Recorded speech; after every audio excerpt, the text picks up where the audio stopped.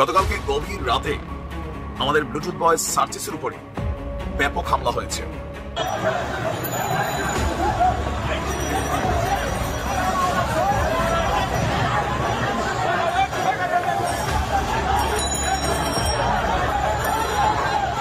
তারপরে সে যাওয়ার পরে তাকে একদম আক্রোশ করলো। কোনো সমাধান আমার যদি একটা মেন্টালিটি থাকে যে আমি কোনো সমাধানে আসবো, তাহলে তো কথা একরকম হবে, কিন্তু কথা অন্যরকম, আক্রমণাত্মক। তারপরে এরকম ভাইকে ধরছে, 4-5 জন তবু ভাইকে ধরছে। আমি ঠেকাইতে গেছি, এবার ঠেকাই যাওয়ার পরে আমরা ওইদিকে ছিটকে গেছি। ছিটকে যাওয়ার পরে একজন ফলো করছে, আমার হাত দিয়ে রক্ত পড়ছে। ঐতিহাসিক যে স্থান বর্ষাদ বিশ্ববিদ্যালয় 8 নম্বর গেট, যেখান থেকে সকল কিছু শুরু, সেইখানে আমরা তাকে নিয়ে গিয়েছিলাম। কিন্তু সেইখানে আমরা দেখেছি দুর্বৃত্তরা সেখানে আমাদের অ্যাটাক করে। কিভাবে অ্যাটাক করে? আমাদের বলা হয় যে ঢাবির সিন্ডিকেট ভেঙে দাও, ঢাবির দালালেরা হুঁশিয়ার, সাবধান। সার্জিস আলম এবং তার অনুসারীরা হামলার শিকার হয়েছেন। কেন তাদেরকে হামলার শিকার হতে হচ্ছে? তাদের নিজেদের পেতে রাখা ফাঁদেই কি তারা পড়তে যাচ্ছেন?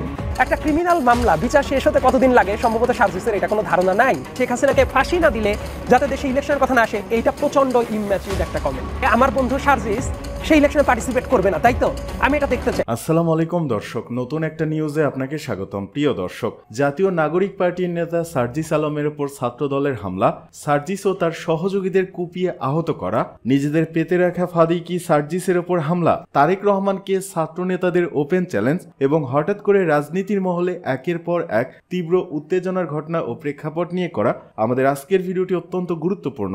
ভিডিওটি শুরু থেকে শেষ পর্যন্ত ধৈর্য সহকারে দেখে একটি লাইক দিয়ে সবাইকে শেয়ার করে দিন। আমাদের চ্যানেলে নতুন হলে চ্যানেলটি সাবস্ক্রাইব করে পাশে থাকা বেল আইকনে ক্লিক করে রাখুন। আমাদের ভিডিওটি আপনি বাংলাদেশে কোন জেলায় বসে দেখছেন বা শুনছেন সেটি অবশ্যই কমেন্ট বক্সে কমেন্ট করে জানিয়ে দিতে ভুলবেন না। চলুন আর কথা না বাড়িয়ে ভিডিওটিতে একটি লাইক দিয়ে ধারাবাহিকভাবে আজকের বিস্তারিত খবরগুলো দেখে আসি।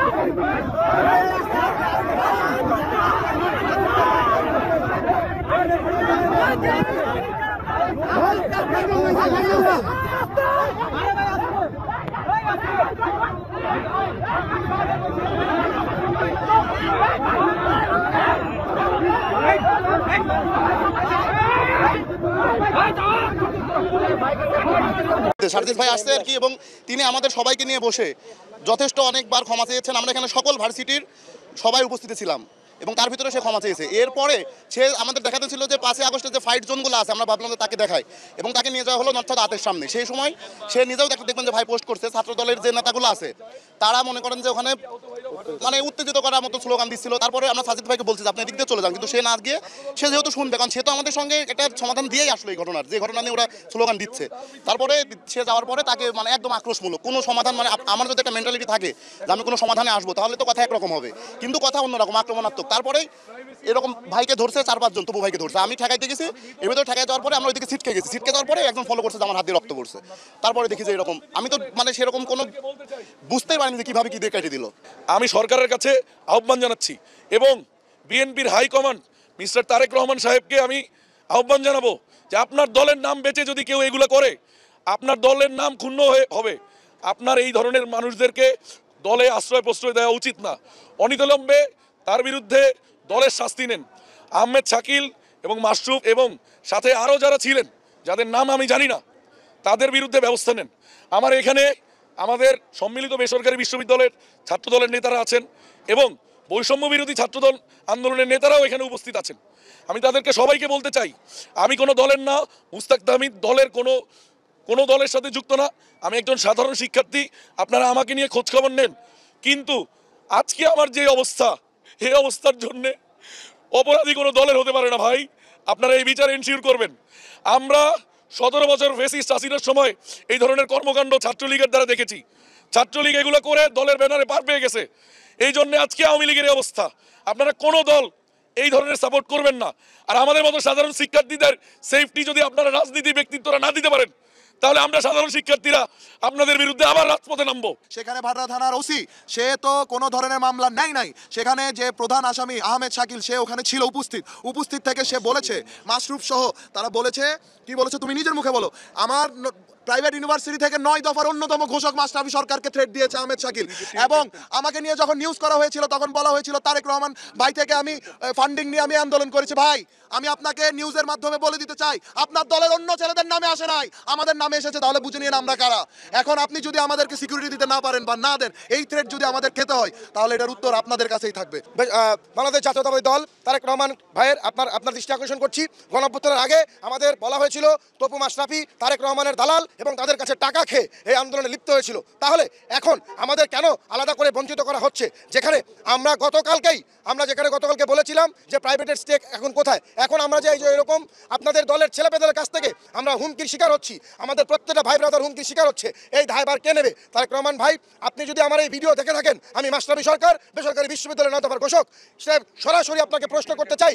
এবং আমার আরও পরিচয় আছে, আমি স্বাস্থ্য কেন্দ্র কমিটির সদস্য, রাজশাহী বিভাগীয় প্রধান এবং নর্থ সাউথ বিশ্ববিদ্যালয়ের ক্রিকেট টিমের ক্যাপ্টেন। আমি নর্থ সাউথকে রিপ্রেজেন্ট করি। ভাই 5 তারিখের পরে আমরা নেতা হয় নাই, আমরা নেতা হয়েছি সেই আগে থেকেই। নর্থ সাউথের অফিসিয়াল ফেস আমরা। এখানে আমাদের বড় ভাইকে তাকে স্ট্র্যাপ করা হয়েছে, এখানে আমাদের অনেক বড় ভাইরা ছিল, তাকে স্ট্র্যাপ করা হয়েছে। আমি তারেক রহমান ভাইয়ের দৃষ্টি আকর্ষণ করছি, আপনার দলের এইরকম উশৃঙ্খল মানুষরা আমাদের কি করে থ্রেট দেয়, কোন সাহসে থ্রেট দেয়, তাদের ব্যাকআপ কি? এই ব্যাকআপ আপনি কিনা, আপনি নিজে কিনা? আপনার কথার সাথে আপনার দলের কর্মীদের কোনো কাজের কোনো মিল নেই, সাদৃশ্যপূর্ণতা নেই বলেই আজকে আমি প্রশ্ন রেখে গেলাম। সার্জিস আলম এবং তার অনুসারীরা হামলার শিকার হয়েছেন। কেন তাদেরকে হামলার শিকার হতে হচ্ছে? তাদের নিজেদের পেতে রাখা ফাঁদেই কি তারা পড়তে যাচ্ছেন? সেই প্রশ্নটা আমি তুলতে চাই এবং এ নিয়ে 2-1টি মন্তব্য করব। তার আগে একটু তিনি ফেসবুকে কি লিখেছেন সেটি একটু আপনাদের জানিয়ে রাখি।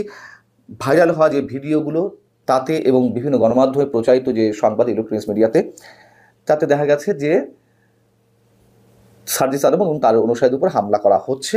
তবে তিনি ফেসবুকে যে স্ট্যাটাসটি দিয়েছেন তাতে তিনি নিজের উপর হামলার বিষয়টি অ্যাভয়েড করে গেছেন। তার অনুসারীদেরকে ধারালো অস্ত্র দিয়ে আঘাত করা হয়েছে, ইনজুর্ড হয়েছে, সে বিষয়ে তিনি বলেছেন। তিনি বলছেন যে বুধবার সন্ধ্যা 7টা থেকে রাত 10টা পর্যন্ত নর্থ সাউথ ইউনিভার্সিটি এলাকা বা বসুন্ধরা এলাকায় তিনি সহযোদ্ধার সঙ্গে আড্ডা দিয়েছেন। একটা পর্যায়ে নর্থ সাউথ ইউনিভার্সিটির সামনে দিয়ে আসার সময় 10-12 জনের একটি দল তাদেরকে টোকাই দুষ্কৃতকারী বলে মনে হচ্ছিল এবং তিনি মনে করছিলেন যে বিব্রতকর পরিস্থিতি সৃষ্টি করতেই তারা জটলা পাকিয়েছে। তিনি বলছেন ফেসবুক স্ট্যাটাসে, পরবর্তীতে ছাত্র দলের শাকিল তার নেতৃত্বে তার সাথে থাকা টোকাই দুষ্কৃতকারী সন্ত্রাসীদের নিয়ে পূর্বে আমার সাথে থাকা ওই প্রাইভেট ইউনিভার্সিটির ছেলেদের উপরে ধারালো অস্ত্র দিয়ে হামলা করে এবং সরাসরি মাথায় ও পিঠে আঘাত করে একাধিক জনকে রক্তাক্ত করে।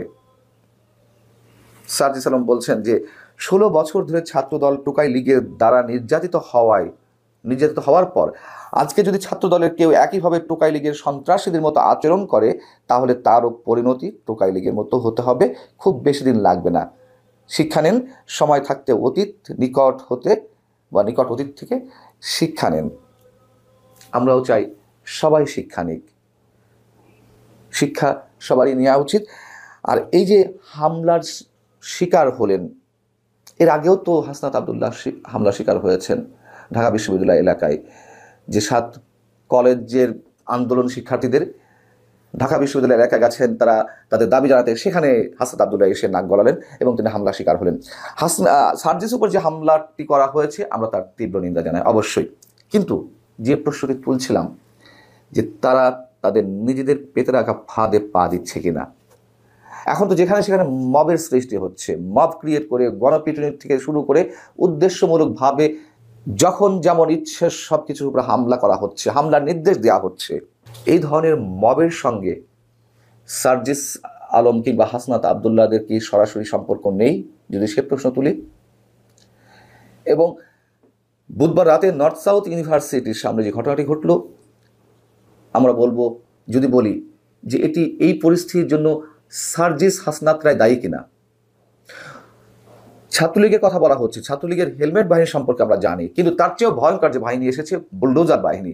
সেই বুলডোজার বাহিনী যখন সারা দেশের বিভিন্ন ঐতিহাসিক স্থাপনা, বঙ্গবন্ধুর বাড়ি থেকে শুরু করে অনেক কিছু পুড়িয়ে দেয়, সেগুলোর সঙ্গে সার্জিস হাসনাত আবদুল্লাহ কিংবা এখনও যে উপদেষ্টা পরিষদে রয়েছেন যিনি আসিফ মাহমুদ, তাদের কি সরাসরি সম্পৃক্ততা নেই? 32 নম্বরের বুলডোজার দিয়ে সবকিছু গুড়িয়ে দেওয়ার দিনে হাসনাত আবদুল্লাহ বলেননি তার ফেসবুকে স্ট্যাটাসে ফ্যাসিবাদের তীর্থভূমি আজ গুড়িয়ে দেওয়া হবে? আসিফ মাহমুদ তার ফেসবুক স্ট্যাটাসে বলেননি যে উৎসাহ হোক? কোন বিষয়কে ইঙ্গিত করে তিনি এই মন্তব্য করেছেন তা তো আমরা সবাই জানি। জাতীয় পার্টি কার্যালয়ে জ্বালিয়ে দেওয়া হলো, ভাঙচুর করা হলো। সেদিন সন্ধ্যায় এই ঘটনা আগে হাসনাত আবদুল্লাহ, সার্জিস আলমদার ফেসবুকে স্ট্যাটাস দিয়ে কি বলেছে আমরা জানি না। তারা মবের ক্রিয়েট করেছে এবং যেসব জায়গায় মব ক্রিয়েট করা হচ্ছে তার বিরুদ্ধে কোনো ব্যবস্থা আছে? দেশের আইনের শাসন কি আছে? 16 বছরে আওয়ামী লীগ যা না করেনি তার চেয়ে বেশি চলছে কি অনেকে বলছেন। কেন বলছেন? শুধু অভিযোগের সুরেই তারা অভিযোগ তুলছে? যারা অভিযোগগুলো তুলছেন তারা সবাই কি আওয়ামী লীগের সমর্থক? এবং এর মধ্য দিয়ে কারা সাফারিংসের শিকার হচ্ছেন? কারা এক ধরনের আতঙ্কের মধ্যে পড়ে গেছে? নতুন এক আতঙ্কের নাম মব। সেই মবের বিরুদ্ধে কোনো ধরনের কোনো ব্যবস্থা নেওয়া হয়েছে? বরঞ্চ আমরা সব কিছুকে আড়াল করতে দেখছি। অতএব এই যে আইনের শাসন নেই, ভয়ঙ্করভাবে সব জায়গায় মব, সব জায়গায় উশৃঙ্খল জনতার একটা রাজত্ব চলছে, সেই রাজত্ব সৃষ্টি করেছে কারা? এর আগে তো তারা নিজেরাই বিচার অঙ্গন থেকে শুরু করে সব জায়গায় মবের সৃষ্টি করেছে জনাতনতা দাবির প্রেক্ষিতে। এমনকি বঙ্গভবন পর্যন্ত রক্ষা পায়নি, সেনা সদস্যদের উপর আক্রমণ করা হয়েছে। সেনা সদস্যদের উপর হয়তো নিশ্চয় অন্য জায়গায় তারা আক্রমণের শিকার হয়েছে। যাই হোক, এখন বিষয় হচ্ছে যে আরেকটি বিষয় বলতে চাই। এই যে সার্জিস আলম তিনি যে বললেন যে 16 বছর ধরে ছাত্রদল টুকাই লীগের দ্বারা নির্যাতিত হওয়ার পর আজকে যদি তারা একই ধরনের আচরণ করে, বিষয় হচ্ছে টুকাই লীগ কেন বলতে হবে? এর আগে আমরা দেখেছি যে এই সার্জিস আলম হাসনাত আবদুল্লাহকে উদ্দেশ্য করে জাহাঙ্গীর কবির নামক আওয়ামী লীগের প্রেসিডিয়াম মেম্বার তিনি বলেছিলেন যে 5 আগস্ট যে আন্দোলন বা তার আগে যে কোটাবিরোধী আন্দোলন, এগুলো ছিল কিশোর গ্যাং সদস্যদের দ্বারা সংগঠিত একটা কথিত আন্দোলন, অথবা তারা অস্ত্রতা সৃষ্টি করতে চেয়েছিল। তাদেরকে টোকাই বলেও উল্লেখ করা হয়েছে, অনেকে এখনও করছেন। আবার দেখা যাচ্ছে যে এই সার্জিস আলমরা বা হাসনাত আবদুল্লাহ আবার ছাত্রলীগকে টুকাই লীগ হিসেবে উল্লেখ করছে। সবচেয়ে বড় কথা হচ্ছে এই যে টুকাই লীগ বা টুকাই কিশোর গ্যাং ইত্যাদি ইত্যাদি বলে সমাজে একটি বিশেষ শ্রেণীকে যে অপদস্থ করা হচ্ছে, তাদেরকে যেভাবে তুচ্ছ তাচ্ছিল্য করা হচ্ছে। টোকাই তো সমাজের অবহেলিত নিষ্পেষিত যাদেরকে আমরা বুঝি, রাজপথে যাদের জীবন গড়ে উঠছে, সেই তাদেরকেই তো আমরা টোকাই মনে করি।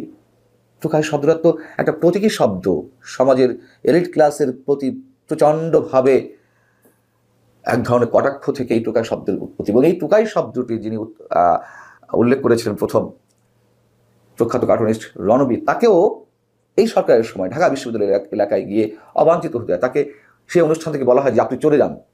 বোঝা তো যাচ্ছে যে কোথায় গিয়ে পৌঁছেছি আমরা। এখন টোকাই আসলে কারা? সার্জিস আলম, হাসনাত আবদুল্লাহ এখন যা করছে এবং যে ঘটনা কয়েকটি ঘটনা তারা হামলার শিকার হলেন, এই প্রশ্নটাই আবারও তুলতে চাই যে এটি তাদেরই পেতে রাখা ফাঁদ কিনা, সেই ফাঁদে তাদেরকেই আটকাতে হচ্ছে কিনা। আমরা যদিও চাই না এরকম আর কিছু ঘটুক, কিন্তু ঘটছে তো, এবং আশঙ্কা পরবর্তীতে আরো ভয়ঙ্কর ভাবেই ঘটবে, এটি আমাদের আশঙ্কা।